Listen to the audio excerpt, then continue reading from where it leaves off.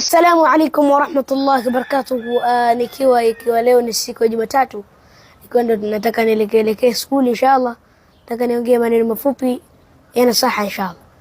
Naam, ndugu zangu, sisi tuko katika mwezi huu, mwezi wa Shaaban.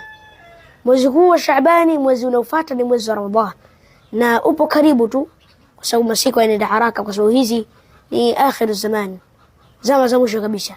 Kwa ndugu zangu katika imani, nasaha zangu ni kwamba tunakaribia katika mwezi wa Ramadhani, mwezi ambao Allah tabaraka wa taala anasema ya ayyuhalladhina amanu ya ayyuhalladhina amanu kutiba alaykumus siyam kama kutiba ala alladhina min qablikum la'allakum tattaqun.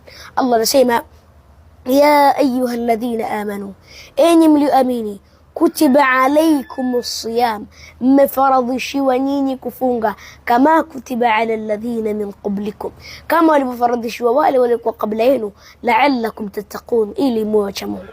Sisi Waislamu wa ummati Muhammad sallallahu alaihi wasallam tumefaradhishiwa kufunga, lakini wale wa kabla yetu, zama za kina Nabii Nuhu, Nabii Musa, Ibrahimu, Nuhu, Yahya, na wao vile vile walifaradhishiwa kufunga. Kwa hiyo na sisi tufunge, lengo na makusudio tuwe wacha Mungu.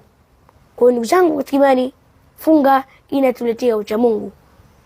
Lakini masiku ya kufunga, Allah anasema ayyama ma'dudati, ni masiku machache tu ya kufunga. Faman kana minkum maridan au ala safar, na atakayekuwa mgonjwa au msafiri, fa'iddatun min ayamin ukhra, basi atalipia kwa masiku mengine ambayo si ya mwezi wa Ramadhani. Ndugu zangu katika imani, tunaendelea, Allah tabaraka wa taala anaendelea kusema wa ala alladhina yutiqunahu fidyatun ta'amun miskin, na yule ambaye asiyeweza kama vile wazee vikongwe, wale wenye maradhi ya sawasawa ambayo yani hayatabiriki, watu hawajui yataishia lini, hao ndio wale ambao hawatakiwi kufunga. Sasa wanatakiwa nini wafanye? Wanatakiwa kukifanya ni watoe fidia kuwalisha wale maskini, kwa sababu wao si wanaumwa, hawafungi, sio hivyo? Watoe fidia kuwalisha maskini. Lakini ndugu zangu katika imani, Allah tabaraka wa taala anatuambia mkifanya hivyo ni bora kwenu, wa antasumu, lakini mkifunga khairul lakum, ni bora kwenu zaidi.